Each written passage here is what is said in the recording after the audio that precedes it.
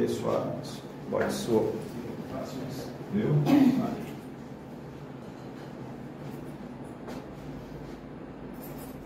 Capítulo 13, que a vossa mão esquerda não saiba o que dá a vossa mão direita. A caridade material e a caridade moral. Amemo-nos uns aos outros e façamos a outrem o que quereríamos que nos fosse feito. Toda religião, toda moral se encontram encerradas nestes dois preceitos. Se fossem seguidos neste mundo, serias todos perfeitos. Nada mais de ódio, de divergência. Direi mais ainda, nada mais de pobreza, porque do supérfluo da mesa de cada rico, muitos pobres se alimentariam. E não vereis mais nos sombrios bairros que habitei, durante a minha última encarnação, pobres mulheres arrastando consigo miseráveis crianças necessitadas de tudo. Ricos, pensai um pouco nisso, ajudai com o que tendes de melhor os infelizes. Dai porque Deus vos retribuirá um dia o bem que houverdes feito, para que encontreis, ao sair do vosso envoltório terrestre, um cortejo de espíritos reconhecidos que vos receberão no limiar de um mundo mais feliz. Se pudessem saber a alegria que experimentei em reencontrar aqui aqueles a quem pude beneficiar em minha última vida terrena. Amai, pois, o vosso próximo. Amai-o como a vós mesmo, porque o sabeis agora, esse infeliz que repelis, talvez seja um irmão, um pai, um amigo que afastais para longe de vós. Então, qual será o vosso desespero em o reconhecendo no mundo dos espíritos? Desejo que compreendais bem o que pode ser a caridade moral, a que cada um pode praticar, a que nada custa materialmente, entretanto, a que é mais difícil de se pôr em prática. Tem um pedacinho para terminar para poder concluir. A caridade consiste em se suportar uns aos outros, e é o que menos fazem neste mundo inferior, onde estás encarnado no momento. Há um grande mérito, crede-me saber se calar para deixar falar um mais tolo, e ainda aí está um gênio de caridade. Saber ser surdo quando uma palavra de zombaria escapa de uma boca habituada a escarnecer. Não vê o sorriso de desdém que acolhe a vossa entrada entre pessoas que, frequentemente, erradamente, crescem acima de vós, enquanto que, na vida espiritual, a única real, estão algumas vezes bem longe disso. Eis o mérito, não de humildade, mas de caridade, porque não anotar os erros de outrem é caridade moral. Entretanto, essa caridade não deve impedir a outra, mas pensar sobretudo em não menosprezar o vosso semelhante. Lembrai-me de tudo o que vos tenho dito. É preciso lembrar sem cessar, que do pobre rejeitado talvez repilais um espírito que vos foi caro e que se encontra momentaneamente em posição inferior à vossa. Eu revi um dos pobres da vossa terra que pude, por felicidade, beneficiar algumas vezes, e a quem me cabe agora implorar, por minha vez. Recordai-vos de que Jesus disse que somos irmãos, e pensai sempre nisso antes de repelir o leproso ou o mendigo. Adeus. Pensai naqueles que sofrem e orai. Irmã Rosália, Paris, 1860. Está falando da caridade material e caridade moral. Pelo adiantado da hora, eu vou passar a palavra para o nosso irmão Paulo, para continuidade, viu? Gente, boa noite, muita paz. A paz do nosso querido Mestre esteja em nossos corações. Que a espiritualidade boa, amiga, que nos ajuda na divulgação da doutrina espírita esteja conosco, nos trazendo paz e luz no coração. Tudo bem? Tudo bem. Vocês estão bem? São João, animados aí para São João? Anarie. O que é que quer dizer Anarie? pular corda, porque o povo quando fala Anaí, pula, né? Deve ser alguma coisa, pula, né? Anaí. Bom, gente, peço desculpa aí pelo atraso, a estrada está bem cheia, né? Já hoje, quarta-feira, ou amanhã é feriado, né? Ou já resolveu hoje dar no pé para pegar o friozinho da noite. E aí atrasa um pouco porque a gente faz um planejamento assim, pega esses engarrafamentos, muito caminhão na estrada e tal, então chegamos, quem de atraso, peço desculpa a vocês. Nosso tema de hoje é falta e reparação. E sobre esse tema, a gente já ouviu falar bastante na nossa vida de um modo geral, porque eu estava fazendo uma análise aí do censo, né, do censo demográfico. Em 1889, 100% da população brasileira era católica, 100%. Então, a gente tem aí no século XIX, final do século XIX, uma população que conhecia só uma versão da história.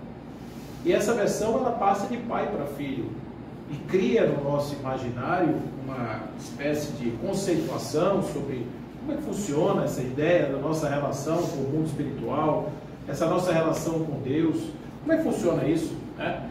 E aí, obviamente, que quando a gente vai passando ao longo do século XX e muitas outras coisas vão acontecendo, né? Então surgem aí os movimentos evangélicos, depois esses movimentos evangélicos, que quando a gente fala da religião evangélica, a gente não está falando de uma só denominação, a gente está falando de várias. Tem os pentecostais, tem os tradicionalistas, tem o neopentecostal, tem aqueles sem identidade. São mais de 100 mil templos religiosos só dos evangélicos no Brasil, 17 abrem por dia. E todos esses, de certa forma, eles têm a mesma fórmula dentro do pensamento de que existe uma lei e que se você não cumpre essa lei, você é castigado pela ação divina. Esse ponto, ele é extremamente comum, porque é um pensamento de que Deus quer que todo mundo seja bom, que todo mundo seja perfeito, que todo mundo seja caridoso, amoroso, e que se a gente desviar da linha, catapimba na nossa cabeça. O que é que Deus faz? Deus nos pune, nos dá um destino que não é nada bom. Quando a gente morre, a gente pode ir para lugares desagradáveis, por punição, por não termos vivido uma vida venturosa, e por esse motivo nós conhecemos aqueles que são tementes a Deus. O que é temente a Deus? É aqueles que temem a Deus, aqueles que têm medo de Deus, porque Deus castiga aqueles seus filhos que não fazem aquilo que eles deveriam fazer. Só que eu queria aqui fazer uma reflexão com vocês sobre essa lógica, desse mecanismo assim, porque a gente sabe que o universo, ele precisa de um aspecto chamado harmonia para poder funcionar. Amanhã de manhã, não importa se está chovendo ou não, mas o sol vai estar em algum lugar no céu, e a gente vai saber que o sol está no céu porque é dia, e o dia vai passar todo o seu ciclo, e à noite o sol vai se pondo, e daqui a pouco tem nuvens, ou lua, estrela no céu, vai depender aí da época do mês, a época do período da lua, você vai ver ela mais cheia, um pouco mais vazia, aquele sorriso do gato, né? Então a gente vai percebendo que esses ciclos que a natureza ensaia e que sistematicamente esses ciclos se repetem, isso tem a ver com a perfeição do mecanismo universal. Quando você planta uma semente, se você der as condições precípuas para o desenvolvimento da semente, a semente vai germinar. Você não tem dúvida. Imagina um agricultor, outro dia um rapaz estava dizendo que ele queria saber quem é que tem a coragem de enfiar na terra 2 milhões de reais em semente. Imagine, você vai ali e compra 2 milhões de reais de semente e bota na terra, embaixo da terra, enterra literalmente 2 milhões de reais. Por que a pessoa faz isso? Porque ele tem certeza de que essa semente que foi colocada na terra vai germinar e que vai produzir uma safra, e dessa safra ele vai tirar os 2 milhões que ele colocou embaixo da terra e mais alguma coisa que é o seu lucro. Então ele só faz isso porque ele confia na natureza, ele não tem aquela coisa a natureza não é aleatória, que faz uma coisa hoje, amanhã faz outra coisa. Agora, vocês já imaginaram, se no meio desse mecanismo perfeito pudesse acontecer algo que não está dentro da ordem divina? Imagine que a semente dissesse, não, hoje eu não vou germinar.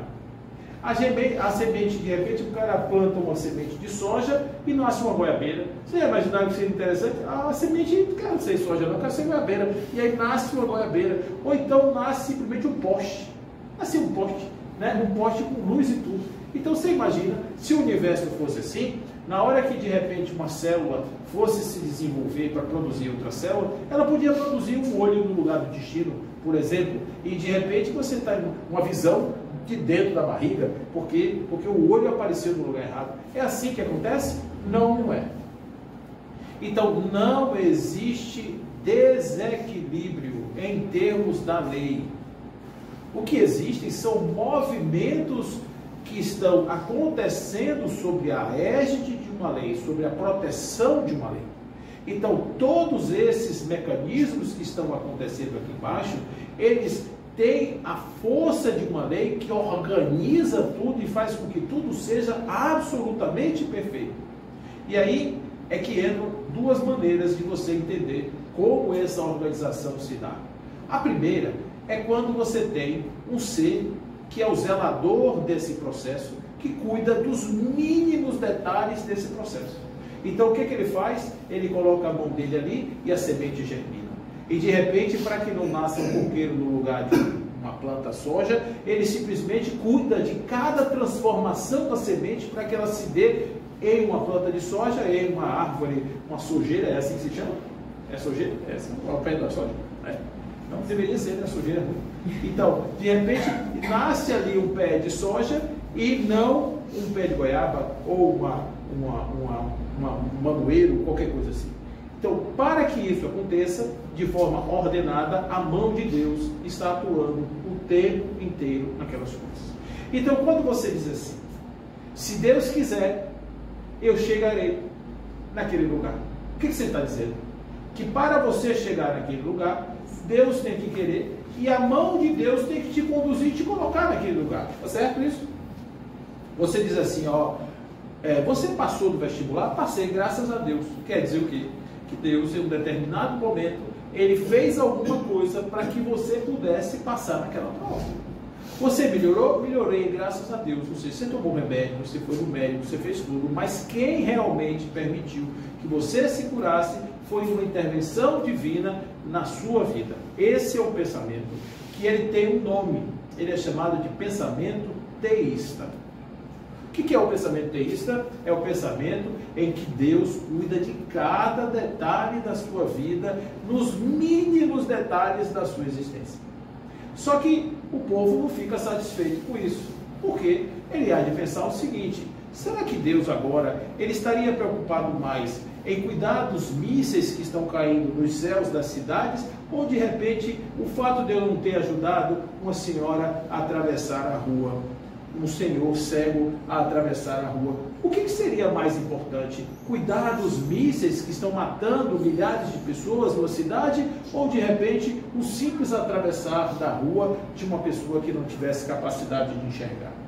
Então, alguém pensa assim: será que Deus se ocupa mesmo de todas as coisas?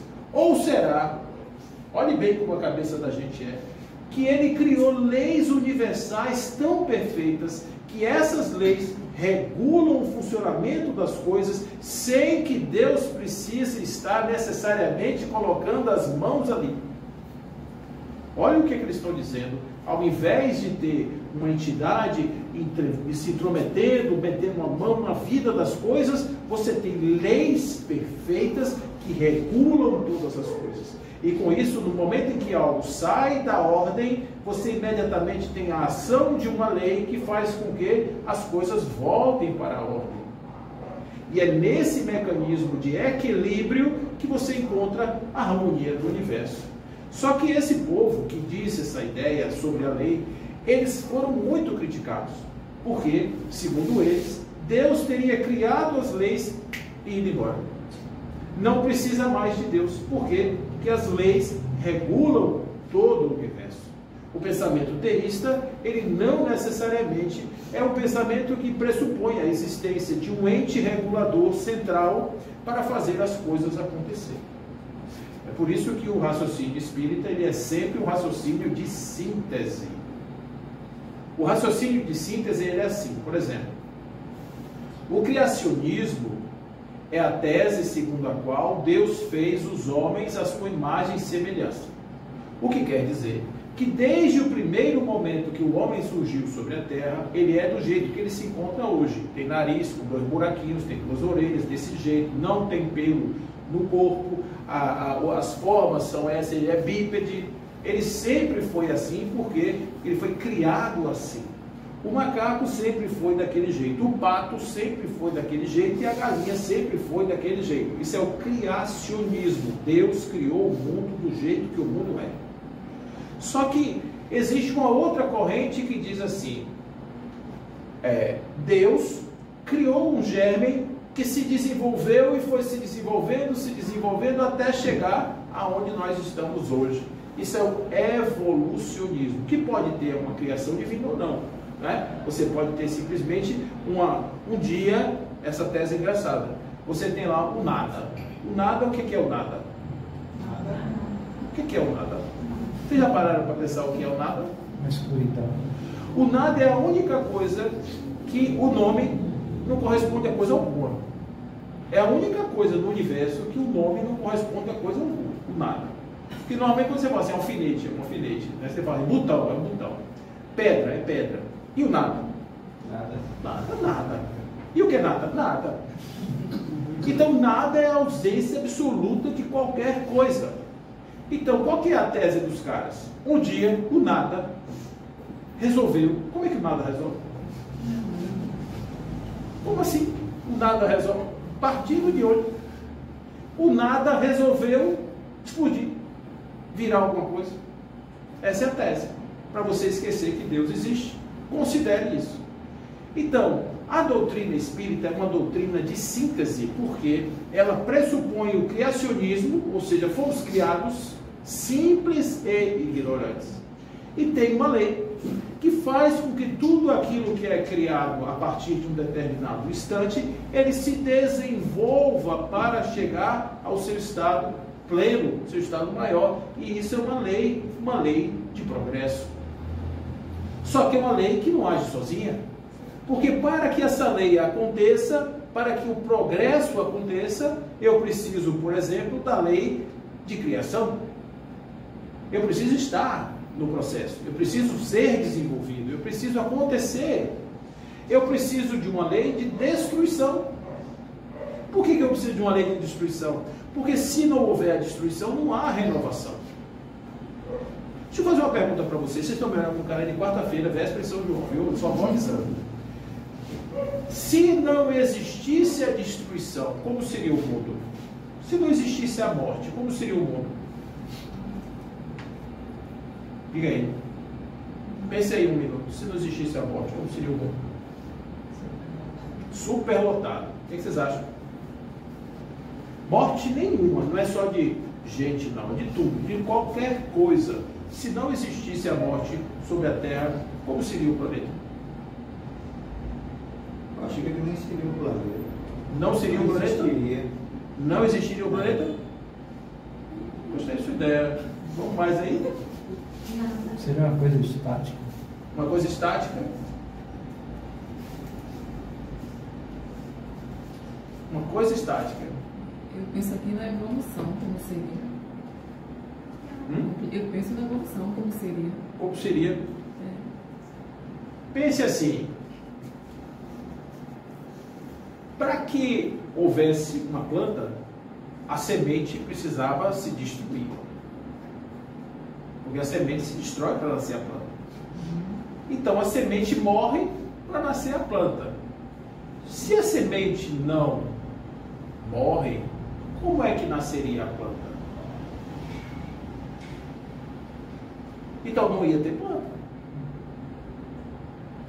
Para que uma partícula se junte com outra para formar uma terceira, água, por exemplo, você tem hidrogênio, oxigênio, forma água.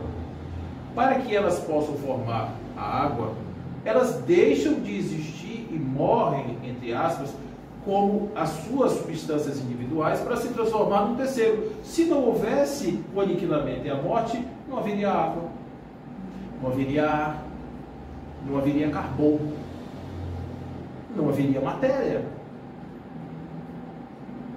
Se não houvesse a destruição, nós não estaríamos aqui. Nós só estamos aqui porque existe a destruição. Dá para entender isso? Então, é lei. Assim como também é uma lei importante, uma lei de trabalho. Por que a lei de trabalho é importante? Porque se você olhar que a lei de trabalho é uma lei de CLT, o trabalho da carteira assinada, aquele trabalho, esse é um nível de trabalho periférico, visual. Mas, por exemplo, quando as partículas estão lá, os elétrons, os átomos estão se mexendo, eles não estão trabalhando? Meu pai trabalha até hoje e eu também. E tudo na natureza se move, e tudo que se move está em trabalho. O trabalho é uma lei da natureza, isso está lá no Livro dos Espíritos. Então tudo trabalha. Se não houvesse o trabalho, o que ia acontecer com o mundo? O que ia acontecer com o universo? As estrelas, os movimentos todos, o ar, etc. Nada ia trabalhar, ia ficar tudo nada. Ao nada aí. Então, quando essas leis estão colocadas como leis morais e também como leis divinas, é para a gente entender que sem essas leis não há o que se falar de progresso, de evolução, de lei moral, de nada, absolutamente nada. Só que Allan Kardec fez uma coisa interessante quando ele criou essa ordenação, ele apresentou as leis morais. A primeira lei que ele colocou lá foi quiz evangélico, quiz. Qual foi a primeira lei? A lei de Adoração. Adoração. Por quê? A primeira coisa que você tem que considerar quando você fizer qualquer raciocínio sobre espiritualidade, transcendência, sobre a vida, sobre a existência, qual é a primeira coisa que a gente deve considerar? A existência de Deus. Por isso, a lei de adoração. Por quê? Porque é a partir de Deus que tudo se desenvolve. Só que tem uma coisa interessante que Allan Kardec faz. Quando ele apresenta as leis morais, em um determinado momento, ele apresenta a lei de reprodução, apresenta a lei de conservação e apresenta a lei de destruição. É um código, isso é chamado de código Trimurti.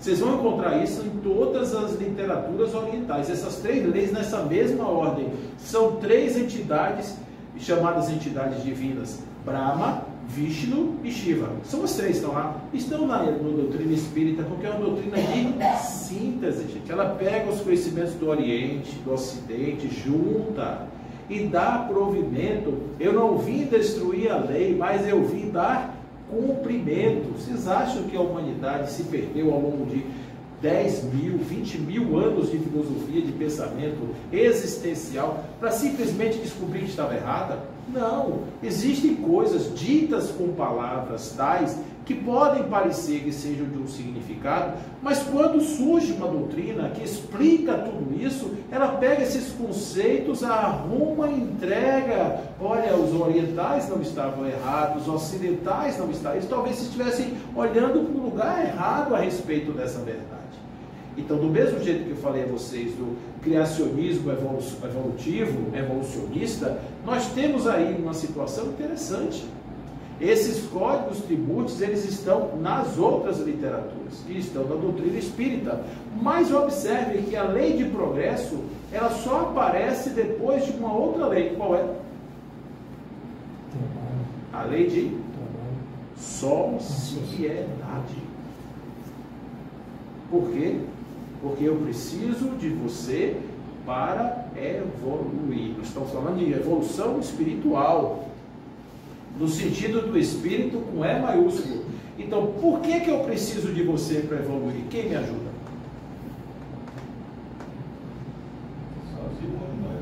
Compartilhar experiências. Compartilhar a experiência? Ok. O que mais?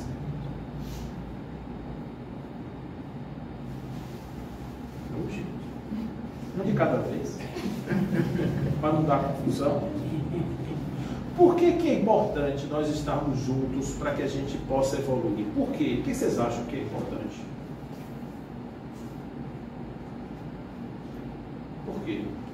Desenvolver afeto. Hã? Desenvolver o afeto. Desenvolver o afeto. Muito bem. Mais o quê? Não tem resposta certa não. O que vocês falarem eu vou dizer que está certo. Pode falar, pode ficar tranquilo. Não tem problema não. Hein? Por que vocês acham que a gente tem que estar junto para evoluir? Por quê? Como cada aluno está num determinado nível dessa escala evolutiva, e não são todos iguais, então a partir daí, aquele mais desenvolvido ajuda a desenvolvimento do mais retardatário e assim sucessivamente. E dentro desse princípio aí, nós vamos evoluindo como assim está, né? Indefinidamente, ó, infinitamente. Isso mesmo. Deixa eu lhe fazer uma pergunta. O seu raciocínio está perfeito. Deixa eu lhe fazer uma pergunta só para complementar sua resposta muito boa. E o inverso? Por exemplo, quem está menos desenvolvido ajuda quem está mais desenvolvido também? Sim. Como? Geralmente, nós somos um instrumento para aquele outro que está mais desenvolvido, para que ele aplique na prática toda aquela teoria, todo aquele conhecimento adquirido. Vocês estão vendo o que eu estou falando? Exatamente isso. Como é que eu vou aprender a perdoar se não aparecer na minha frente um carne de pescoço? Um estupício. Diga aí, como é que eu vou aprender?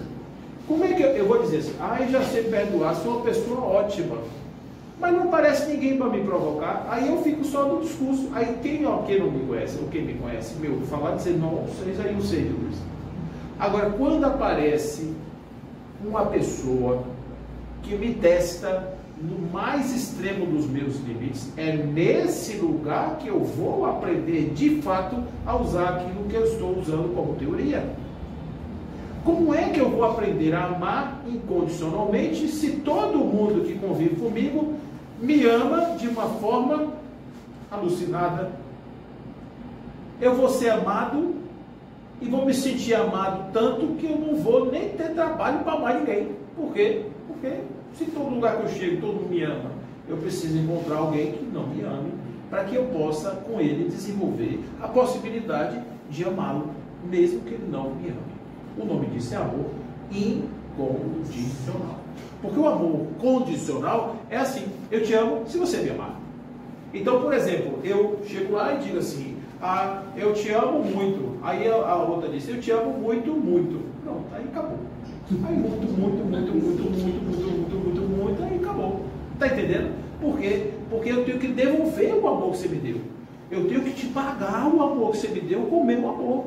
Agora você imagina a pessoa dizer eu te amo e a pessoa fica calada. Representa o quê? A pessoa diz eu te falei que te amo, você não fala nada. É assim. Aí então a pessoa fala assim, eu te adoro. Adoro vale quanto? Amor vale 10, adoro vale quanto? 3. Quando alguém fala isso para alguém, quer dizer o quê? Fica o seu amor, que eu te dou a minha adoração, que é o xing-ling. A gente transformou relação em moeda. E isso não tem nada a ver com evolução, isso tem a ver com ego. Com ego. O ego se satisfazendo pelas benesses que o outro está promovendo. Como é que Jesus ensinava isso? Quando você for fazer algo para alguém, faça para aquele que não tem nada a te dar de retorno. Porque se você fizer para quem pode te dar de volta, esse vai te dar e você não vai saber se realmente aquilo que você fez desinteressadamente. Ou aquilo que você fez e já está recebendo agora o seu benefício, o seu pagamento. Então, quando você estiver diante de alguém, faça sem esperar retorno. Amar alguém sem saber a quem. Fazer de uma forma tal que você não tenha absolutamente nenhuma expectativa. Não é que você não vai receber, é que você não espere receber. Então a pessoa que ama assim, ela ama como essa luz está nos amando aqui nesse instante. Essa luz está perguntando se eu gosto dela ou não. Essa luz pergunta se eu prefiro amarelo ou branco. Essa luz pergunta se ela está, por acaso, ofendendo os meus olhos? Não, mas ela está iluminando do mesmo jeito. Por quê? Porque a natureza da luz é iluminar. Independente do que eu queira fazer, o que eu ache sobre ela, se ela é bonita ou feia, não importa, ela continua me iluminando, porque sua natureza é iluminada. Assim como, para aprender a amar, eu preciso aprender a desenvolver uma capacidade amorosa que supere as resistências do outro. Por quê? Porque o meu amar não depende de você, só depende de mim. Faz sentido isso? Muito bem. Agora, é claro que nós não temos essa formação. É claro que nós não temos essa capacidade. Por que a gente não tem essa capacidade? Porque a gente foi feito, em um determinado momento, nós fomos feitos simples e ignorantes, porque não sabemos. A gente não sabe nada disso. A gente está aprendendo tudo isso. Aí vem o Espírito e diz assim, olha, você é isso assim, assim. Por isso, uma demonstração da bondade de Deus foi nos ofertar o privilégio da imortalidade da alma e da mediunidade. Por quê? Porque foi justamente os Espíritos que trouxeram para nós a dimensão evolutiva, dizendo, olha, quando você desencarna, você continua vivo, experimentando aquilo que você viveu na sua encarnação precedente. A gente ia saber disso se não viesse um sujeito lá para cá dizer para a gente isso. Não ia saber. A gente só ia descobrir isso depois. Então, dentro das ferramentas que o ser simples e ignorante tem, ele tem a inteligência, ele tem a consciência, ele tem a capacidade da transcendência e ele tem um intercâmbio com outras dimensões que podem nos auxiliar a descobrirmos que o esforço que estamos empreendendo para o desenvolvimento moral, para o progresso, ele vale a pena mesmo e apesar das dificuldades que estamos enfrentando nos nossos convívios sociais. Mesmo dentro de casa tendo uma parada dura, esses irmãos estão dizendo para a gente, vale a pena amar. Por que vale a pena amar? Porque esse personagem que está vivendo aqui, em um determinado momento, ele vai desencarnar. E quem é que vai ficar no lugar dele? Ninguém. Mas o que ele vai levar para o plano espiritual? O tudo que ele viveu nessa experiência e continuará reverberando no plano depois, para se preparar para voltar em uma outra edição de um outro ser diferente, em outra capa, para viver uma outra experiência. Isso é uma coisa maravilhosa, é um presente de Deus. Por isso que quando a gente pensa na mediunidade, no intercâmbio, a gente não pensa no fenômeno, tem que pensar no intercâmbio transdimensional, com um fito de desenvolvimento e evolução. Todos nós estamos evoluindo. Agora, os relatos que chegam são assim. Quando você pega, por exemplo, os livros de Manuel Filomeno Miranda, você pega os livros que contam, os livros de Emmanuel, aqueles livros, as histórias de Neio Lúcio, de Humberto Campos, Irmão X, quando você pega lá o Irmão Jacó, e você pega da existência e do desenvolvimento e do progresso. Essa relação social, ela não extingue ao final da vida carnal, ela continua existindo, assim como os meus pensamentos, as minhas relações sociais, elas vão para além do túmulo. Olha que legal! Ou seja, eu estou no meu conflito aqui agora, desencarnei, não acaba o conflito. Não é porque a pessoa morreu, acabou a confusão. Não, continua a confusão. Continua como? Através de um intercâmbio mental, de sintonia entre esses indivíduos, que faz com que nós continuemos entrelaçados ao longo das nossas existências, até que nós tenhamos a condição de resolver estes problemas.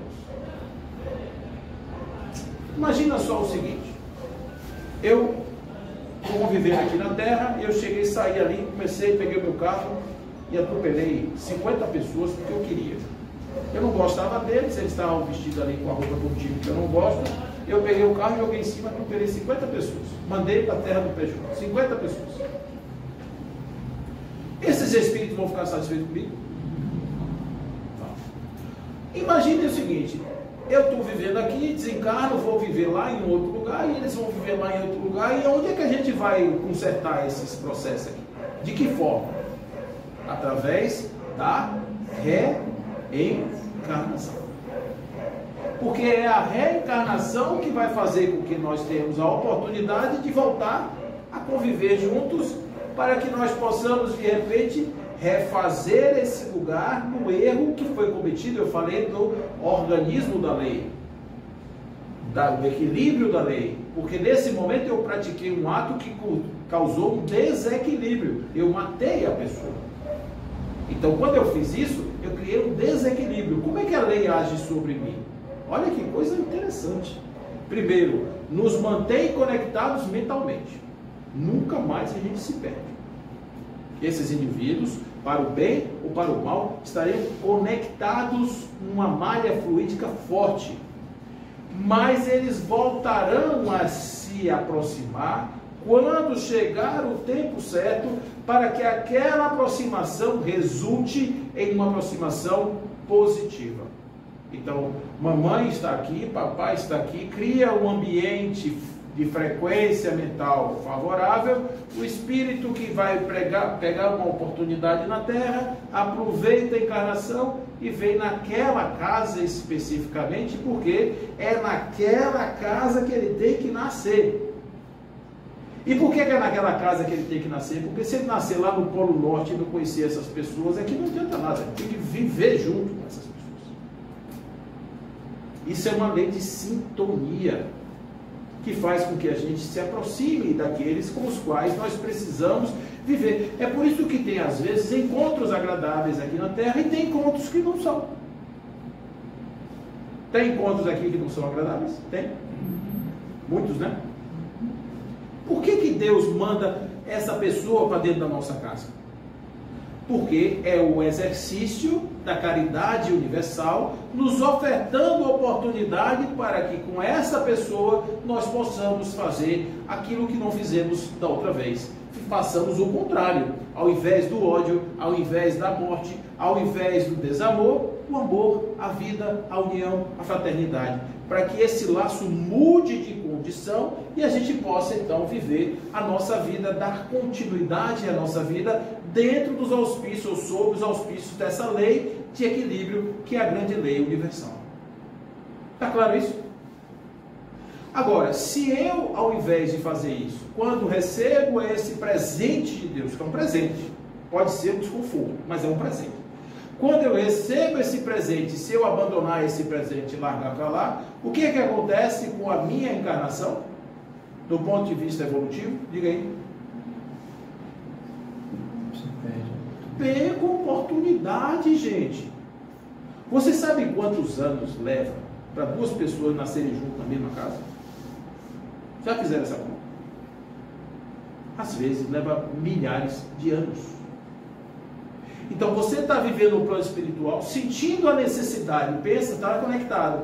A culpa está lhe remetendo àquela situação daquela pessoa e vice-versa. Tem um conúbio mental ali, complicado. E isso faz com que, apesar de todo o desenvolvimento e o progresso do espírito, você não tenha felicidade e paz. Por quê? Porque está conectado com uma situação que está lá presa lá do passado. Aí, lá no Evangelho segundo o Espiritismo, está dizendo que o espírito suplica uma encarnação. Implora uma encarnação com aquele que está ali. Traz de volta.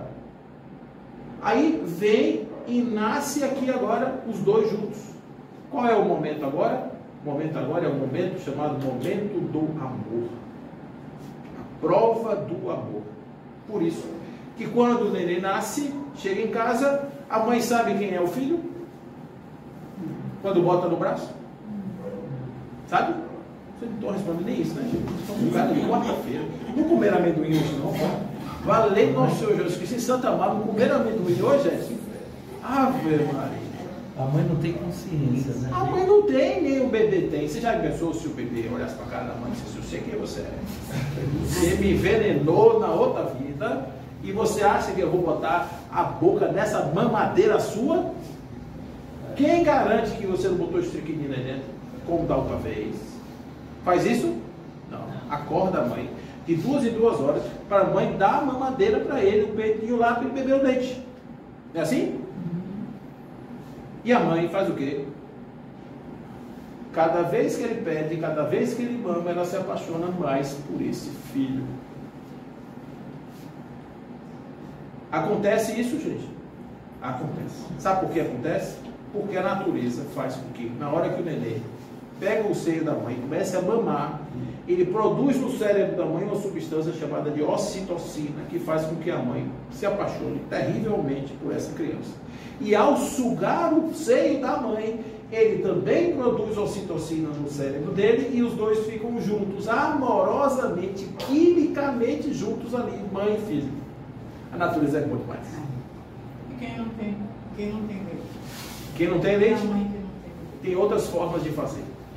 Quer ver uma coisa? O olho. A forma mais importante de desenvolvimento cerebral de uma criança é a mãe botar a criança nessa posição, mesmo que não tenha leite, e olhar nos olhos dele. Porque não é só isso que está rolando. Isso aqui produz também dopamina.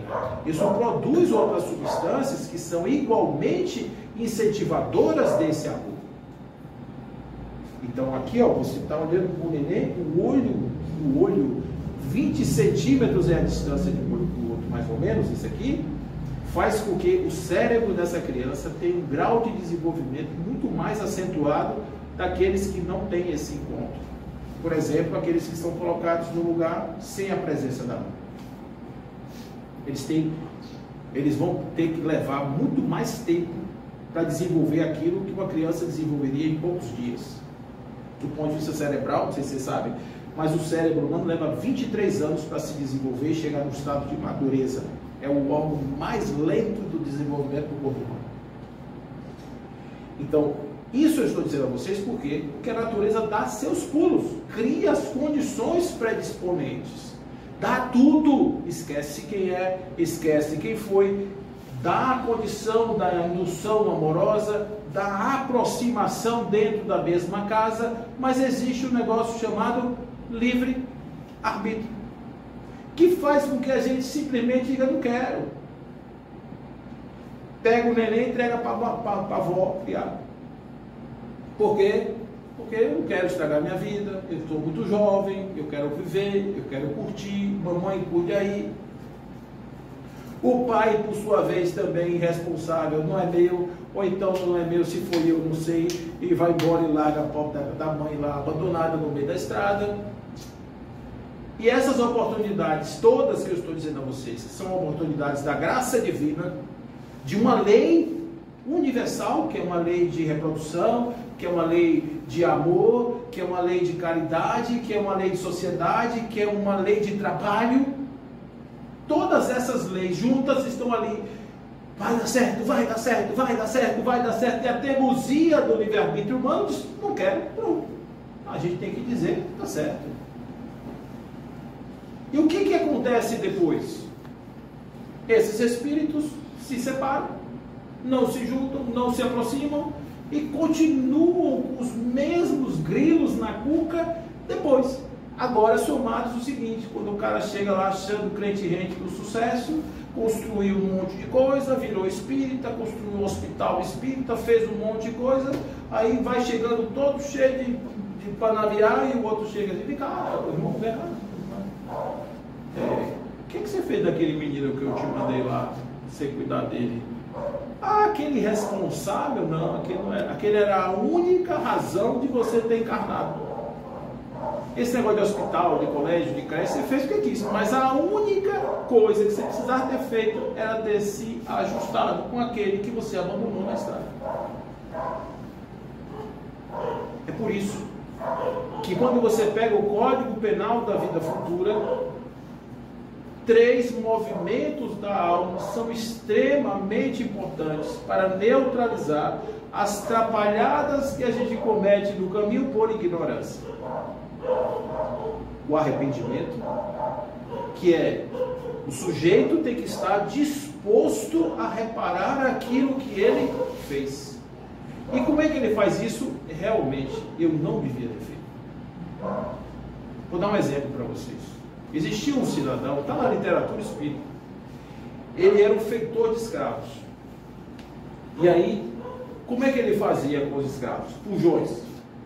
Quando ele pegava um fujão, que era aquele que tinha que ser castigado, ele botava o braço do sujeito numa moenda e moía o braço dele numa moenda.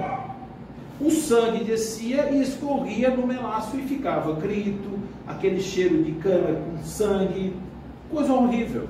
E ele fez isso sistematicamente. Quando ele desencarnou, onde ele foi parar? Do R$1, se vocês adivinharem. Ele foi parar onde? Não. Um bravo é bom. No mesmo lugar. No mesmo lugar. Ele construiu mentalmente uma moenda nos mesmos moldes daquela que ele usava para moer os braços daquelas pessoas, porque no plano espiritual, gente, o reino é de consciência. É como se a gente tivesse uma espécie de sonho, que você cria tudo no sonho, não cria tudo no sonho? Não aparece casa nova, carro novo, não aparece tudo assim no sonho? É a mesma coisa. Você cria uma imaginação dentro de uma projeção mental, passa a viver dentro dela, e essa moeda dele, ele sentiu o cheiro do sangue misturado com o bagaço da cana e o barulho dos gritos por anos. Aí o que ele pediu? Ele implorou que ele viesse à Terra e que a sua encarnação fosse tal que o braço dele passasse por uma experiência de dor, daquela experiência lá, para que ele pudesse, no seu corpo, na sua alma, sentir a dor que ele fez no irmão seu passar. Aí ele vem à Terra com uma programação mental que incluía em um determinado instante largar o braço dele numa prensa ou alguma coisa assim, para que ele pudesse sentir. Quem está impondo isso a ele? Foi Deus? Não, a consciência dele que fez isso. Ele construiu para si mesmo esse processo aqui. O nome disso aqui, gente, é expiação. Primeiro movimento, arrependimento. Segundo movimento, expiação. Quando o sujeito expia, ele está passando pela experiência que ele fez o outro passar, para que ele, sentindo a dor e a experiência forte no seu campo mental, ele possa se sentir ou se colocar no lugar do outro, e não mais na posição superior, mas na posição daquele que foi castigado. Só que tem um detalhe: eu moí o braço do cara. O que adianta eu moer o meu braço? Será que aquele que teve o braço moído vai ficar satisfeito simplesmente de eu ter o meu braço moído? Será? Então o que eu tenho que fazer? Eu tenho que pegar o braço que eu moí, botar aqui dentro da minha casa e despejar sobre ele uma camada de amor tal que ele tenha a certeza que nunca mais, em vida nenhuma, eu queira arrancar dele sequer um pedaço de unha, quanto mais um braço. O nome disso é reparação. Porque se eu não fizer a reparação acaba com o mal na origem. Porque se eu não fizer isso, a gente entra num círculo vicioso. O sujeito, ele vai vir para minha casa, vai me agredir. Eu vou ficar zangado com ele e vou agredir ele. E a gente continua vivendo esse círculo vicioso. Se vocês pegarem os livros de Dona Ivone Amaral Pereira, tem lá uma trilogia, que eu não sei se... são 3 livros mesmo. Se você pegar esses 3 livros que ela conta uma história sobre a vida dela e personagens, tem personagens que levaram mais de 500 anos nesse círculo. Em várias encarnações sucessivas, um prejudicava o outro prejudicava um, e eles iam para o plano espiritual, voltavam, e sempre desacertados, até descobrirem que a sua relação tinha que ser na base do amor. Mais de 500 anos para aprender um negócio desse. Quantas encarnações? 3 encarnações de suicídio dela, dele. Imagina, situação. O nome disso é cabeça durice, o nome disso é ignorância, porque a gente desconhece a lei. Então, essa falta que é o momento em que eu crio um desequilíbrio na minha harmonia, ela exige uma reparação.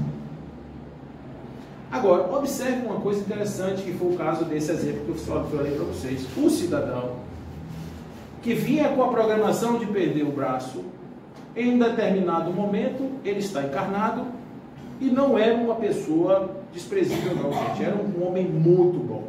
Ajudava muita gente, fazia de maneira desinteressada, era um trabalhador espírita de altíssima competência. Mas ele tinha um ofício, ele trabalhava com a máquina, e um belo dia ele perdeu a ponta do dedo. Aí o povo fez uma reunião mediúnica, porque como é que uma pessoa boa daquela se acidenta daquele jeito? Por que os espíritos não tomaram conta? Olha a história, gente, da lei. Por que não tomaram conta? E aí a explicação veio o seguinte: em condições normais, essa encarnação dele era para que ele perdesse o braço. Mas como ele fez tudo que ele precisava fazer em 2 vidas na frente, fez agora, esse corte do braço tornou-se desnecessário. Por quê? Porque não há mais a culpa, porque houve a reparação. A minha pergunta é o seguinte: aqueles que estão na nossa vida hoje, quantos estão na fase da culpa, do arrependimento? Quantos estão na fase da expiação? E quantos estão na fase da reparação? Quantos são aqueles que estão aguardando, sentados no banco do tempo, a nossa iniciativa para repararmos aquilo que em outras vidas nós fizemos? Um amigo falava para mim que o pai dele era a pior pessoa do mundo, porque fazia tudo errado dentro de casa. E aí ele ficou com ódio do pai, ódio terrível do pai. Cresceu assim, se tornou um advogado, pai de família, uma pessoa bem sucedida economicamente. E aí um dia tocou o telefone na casa dele e ele foi para a delegacia para pegar o pai que tinha caído na sarjeta da rua. E o delegado que estava ali lavrando ali o auto tal, do que aconteceu, era um ex-colega de faculdade, e ele ficou com outro de vergonha porque ele foi buscar o pai ébrio na rua, caído na sarjeta, gente. Ele achava aquilo ali o pior das sensações da vida. E aí, isso passou o tempo, ele estava numa igreja e chegou uma vozinha assim no ouvido dele, dizendo assim: ó, você precisa viver melhor que seu pai. Não perca tempo da encarnação. Aí ele achou estranho, mas resolveu aquecer e foi na casa do pai e chegou lá, fazia assim, ó. Ele chegava assim, para ir botar a mão na cabeça do pai, aí não conseguia porque a mão não descia, gente. A raiva era tanta, ele não conseguia, e a mão, aí ele botava a mão e não descia. Aí o tempo foi passando e ele foi amolecendo e foi chegando perto, até que tocou o braço, tocou a cabeça do pai, e aí aquilo foi progredindo de uma forma tal que em alguns meses ele já conseguia movimentar o braço, abraçar o pai, esboçar de lado a lado um sorriso. E aí foi crescendo, ele já conseguia pegar o pai e botar no carro para passear. Ele começou a descobrir um pai que ele não sabia se tinha, ele achou que nunca tinha tido, começou a descobrir um pai velho, que era o pai que ele realmente precisava trabalhar melhor. E o pai começou a descobrir um filho que ele nunca na vida imaginou que tivesse. Teve que ter uma iniciativa para que isso pudesse acontecer. Mas o pior não foi isso. O pior foi quando ele estava em um outro lugar e ouviu a seguinte voz dizendo para ele: olha, seu pai foi o melhor pai que você podia ter. Aí ele chegou e disse: agora foi de noite. Porque como é que um pai daquele pode ser pai bom em algum lugar? Aí ele começou a pensar sobre isso. E ele falou assim para mim: Paulo, eu descobri por que é. Porque meu pai jogou fora a vida dele para que eu não jogasse a minha. Eu fiquei pensando naquilo, eu digo, rapaz, de onde você tirou essa ideia? Fiquei pensando assim, né? Você vai me perguntar assim, Paulo, qual é a explicação que você pode dar para isso? Eu digo, rapaz, pense assim, ó, 3 encarnações passadas, esse espírito do filho terminava a vida sempre como um bêbado caído nas ruas das cidades, um drogado com a vida destroçada. Qual é o professor que tem que vir para um aluno desse? Professor Molengas ou um professor Durengas? O que vocês acham? Ele teve que ter um pai que mostrasse de forma contundente as consequências na família de ter alguém daquele jeito, para que ele tomasse um asco tão grande que ele simplesmente não seguisse mais esse caminho. Ele nunca bebeu na vida. Ele viveu e terminará essa encarnação sem cair nas mesmas situações que ele caiu em vidas passadas. Por quê? Por causa desse pai que jogou a vida dele fora para que ele não jogasse a vida dele fora. Aí você pergunta assim para mim, Paulo, foi isso mesmo que aconteceu? Eu digo, não sei, só sei que foi assim. Faz sentido o que eu estou dizendo para vocês? Como é que esses 2 espíritos voltam para o plano espiritual? Esse pai, que agora é pai, que jogou a vida fora, pode ter sido um filho desse pai, que agora é filho, que viveu a mesma experiência invertida. Como é que eles estão agora vivendo a sua vida no plano espiritual? Desarmonizados ou harmonizados? Isso é reparação. Vocês estão entendendo o que eu estou falando? A reparação não é pagar. A reparação é corrigir. A reparação é o mecanismo do equilíbrio divino para que as coisas voltem para o seu rumo natural do equilíbrio e da harmonia. Porque sem esse movimento, a gente fica no balançar das ondas o tempo inteiro. Eu te jogo uma pedra, você me joga uma pedra, eu te jogo outra pedra, você me joga outra pedra, eu te jogo uma pedra, você me joga uma pedra. Até quando vai parar isso? A pessoa perguntou assim, Paulo, todo espírito abortado fica com raiva da mãe? Não. Mas sim também. Vai depender de quem? De cada caso é um caso. Pode ser que ali seja um espírito nervoso, chateado, angustiado e fique com raiva. Pode ser outro que compreenda tudo e simplesmente passa a mão na cabeça da mãe, não tem problema não, depois eu volto. Está tudo certo. Mas uma coisa é certa, que está lá no Código Penal da Vida Futura. Não há nenhum ato, nenhum gesto, até nenhum pensamento que não exija reparação do ponto de vista da existência futura.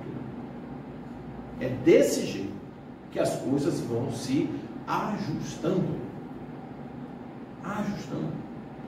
No Evangelho, Jesus dizia assim, ouviste o que foi dito, não matarás, eu porém vos digo, aquele que disser do seu irmão, raca.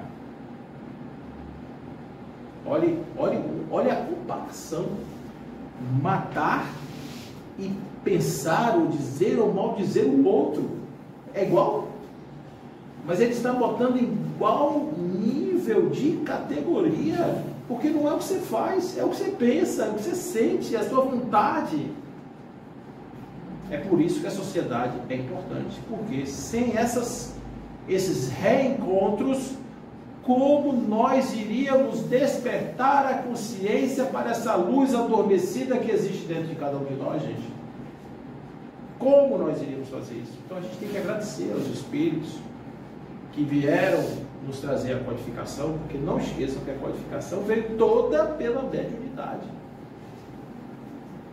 Quando uma pessoa está falando dessa faculdade, está falando de um canal de comunicação, que pode ser, você pode ligar para um programa de variedades e de fofoca, você pode ligar, não pode ligar, pegar seu telefone e ligar, mas você pode também ligar para um canal onde você tem informações sérias, informações precisas, que ajudam no entendimento da vida, para que a gente saia dos sonhos, porque não faltam pessoas querendo dizer que Deus te castiga se você não fizer o que Ele te manda fazer, seja lá o que for que Ele te manda fazer.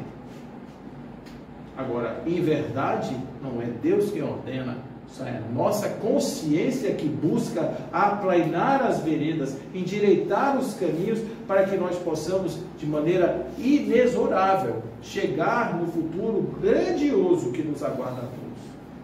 E é por isso que nós estamos aqui, para refletir, para pensar e, acima de tudo, para olhar para o nosso entorno. O Espiritismo não adianta você ficar falando do Espiritismo, pensando que o Espiritismo é feito para viver, para experimentar mesmo. Você chegar lá e dizer assim, deixa eu experimentar fazer isso com essa pessoa, será que vai dar certo? Vamos tentar. Vamos tentar desenvolver alguma coisa em mim que não está podendo desenvolver. O que eu não consigo fazer ainda nessa encarnação? Eu não consigo perdoar de jeito nenhum. Pronto, está aí um bom exercício. Não vai logo nos top, não, porque o top é difícil. Mas perdoa aquelas coisinhas pequenas, aquelas coisinhas miúdas, aquelas coisinhas, sabe? Aquelas picadinhas de agulha. Aí vai crescendo até o ponto que der. Quando não der mais, saiba que chegou no seu limite, mas você se esforçou para vencer as suas más inclinações. E o bom espírita não é necessariamente reconhecido pelas suas obras, mas pelos esforços que empreende para domar as suas más inclinações. Vamos agradecer a presença dos nossos irmãos na nossa vida, acima de tudo, espirituais, encarnados, e saber que isso aqui faz parte de um grande mecanismo. É como se nós fôssemos abelhas em uma colmeia, é como se nós fôssemos átomos dançando no universo, é como se nós estivéssemos aqui como elétrons dentro de uma grande configuração da matéria. Todos os equipamentos do universo estão exatamente submetidos às mesmíssimas leis. Só que lá é a força bruta, aqui é pela consciência, pelo livre-arbítrio, pela nossa vontade. Não nos impressionemos com as bagunças que acontecem na periferia, porque no centro está a ordem, presidindo todos os movimentos. Quando você vai arrumar a casa sexta-feira, você arruma ou você primeiro bagunça para depois arrumar? Como é que você faz? Primeiro você bagunça, você tira as coisas do lugar, você passa água no chão, não é assim que a gente faz? Passa a cera, para passar a cera tem que jogar tudo lá de fora para depois botar tudo lá de dentro. Então, para arrumar tem que bagunçar. Então, quando você está bagunçando, é sinal de que você está indo para a arrumação. O ruim é quando você está no meio da poeira, respirando a poeira, vendo que está tudo errado, sentado no sofá sem fazer absolutamente nada. Então não tenham medo de bagunçar, desde que vocês saibam que depois vocês precisam arrumar. Muita paz a todos.